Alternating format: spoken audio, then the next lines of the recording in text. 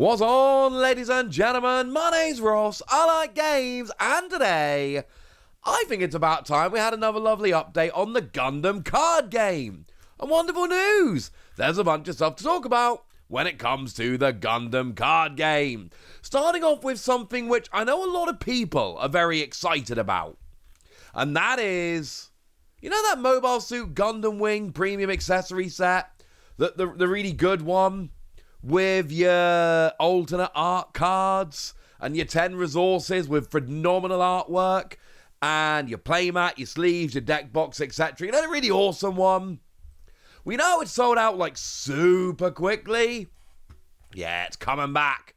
Pre-orders are opening up again for this one on the 10th of October. So I'm going to try and make sure I get this video up before the 10th of October, or at least on the 10th of October, so you guys can all be aware that it's happening. One side note from your old pal Wassy here, and I do think this is incredibly important.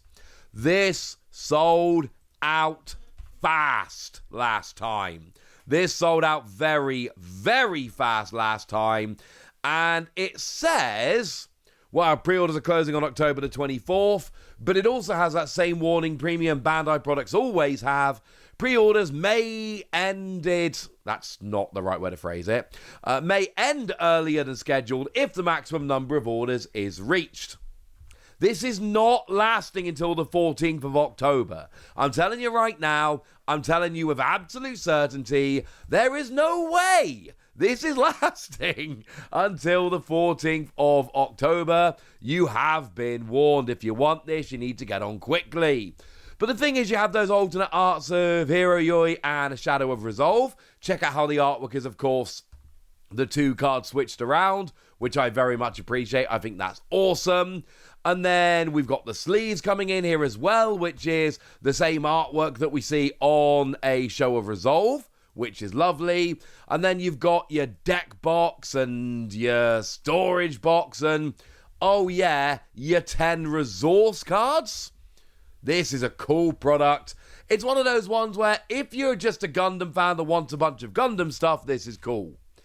If you are a fan of Mobile Suit Gundam Wing, this is going to be absolutely the best thing you've ever seen. If you don't want accessories desperately because you've got them elsewhere or you're willing to wait, and you're not a big fan of Mobile Suit Gundam Wing, then yeah, this is a skippable product. But for the rest of you, 10th of October, you have been told. What's that?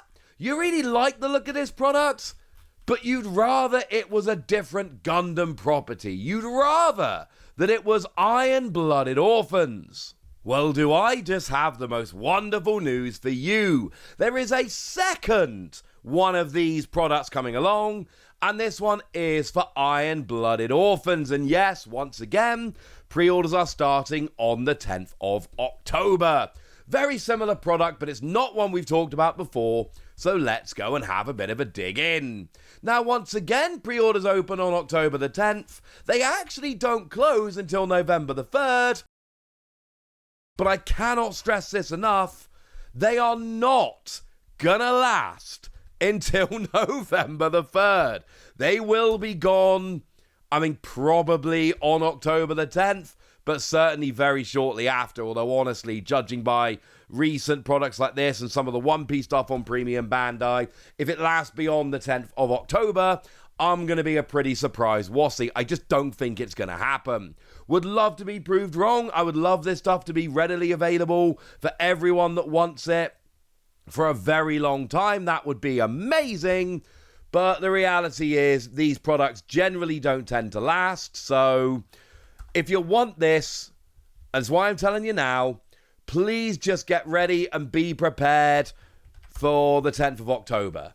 That's when you really need to be looking at these. That's when you really need to be getting ready. You have been warned. Okay, cool. What do you get then? Well, it's actually very similar to what we got last time. The promos this time around are Awakened Power, a command card, and Mikazuki August, a pilot, mirroring that we get a pilot and a command card in the other set. And this time, instead of having kind of alternate view artwork, it's just connecting artwork. They've just connected it up. Is it better?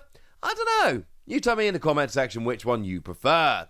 But Awaken Power is a level 6 2 cost, and you choose a unit card that is level 5 or lower from your trash, pay its cost to deploy it.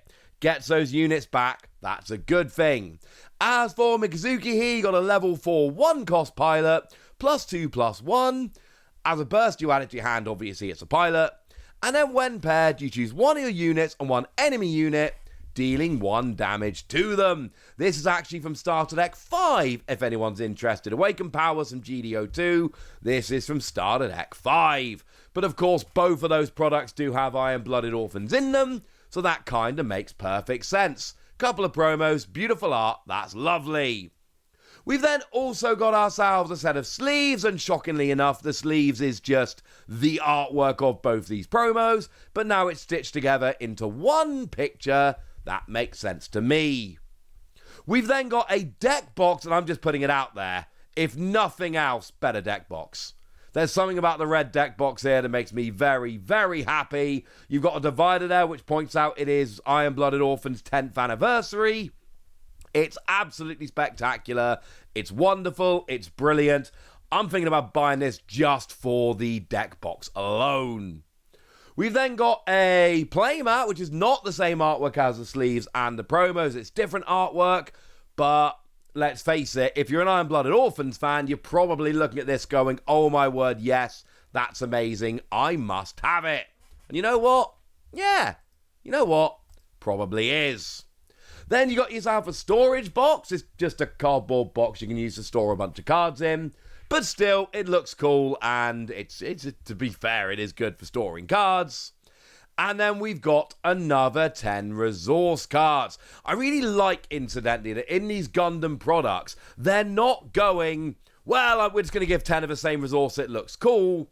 They're giving you a theme set of 10 resources. They've clearly gone here for pilots and mechs all being paired up, which is kind of awesome. And basically, if you're a fan of Iron-Blooded Orphans, you're going to go, oh, that's amazing. I love it. And I do rather suspect there's going to be a bunch of players out there where some of them are going to just use the Iron-Blooded Orphan stuff because that's their favourite Gundam, but then other people are going to go for Mobile Suit Gundam Wing because that's their favourite Gundam. And I've asked on this channel before, tell me what to watch, tell me what the best Gundam is, and I always get different answers, and I kind of love that. Makes it a nightmare to try and get up to speed with Gundam, but it does mean that there's a lot of different properties out there that people are loving, and that makes me pretty happy. You get it all together in one package. Your 10 resource cards, your 2 promos, your deck box, your sleeves, your playmat, and your storage box. It's coming in at $90. No, it's not the cheapest product out there. That's not the point. It's not supposed to be cheap. It's supposed to be cool. It's supposed to be one of those products where if you're a big fan of the property, Iron-Blooded Orphans in this case, or I suppose the other one when we talked about that, you're going to look at this and go, oh my goodness, it's the best thing I've ever seen. I must have this. And if you're not, it's entirely skippable. But Gundam ain't been out that long. And this is already the second one of these we've seen.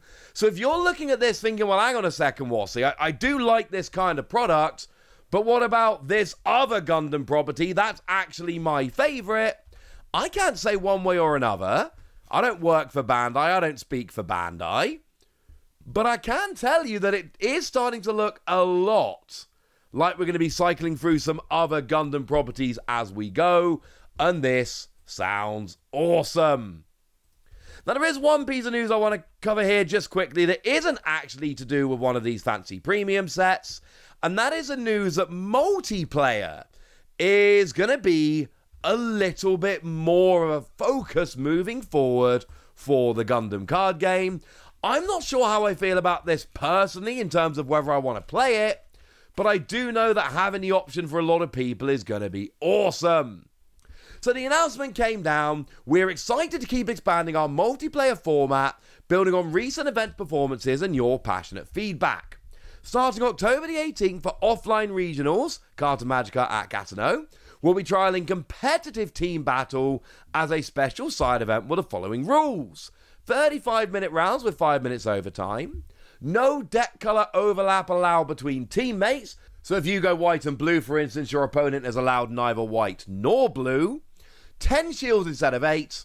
At the start of the game, the top shielders are team leaders, and each member places 5 shields. When sending a shield card to the hand or trash, the team leader will be the first to do so, and piloting a teammate's units is allowed.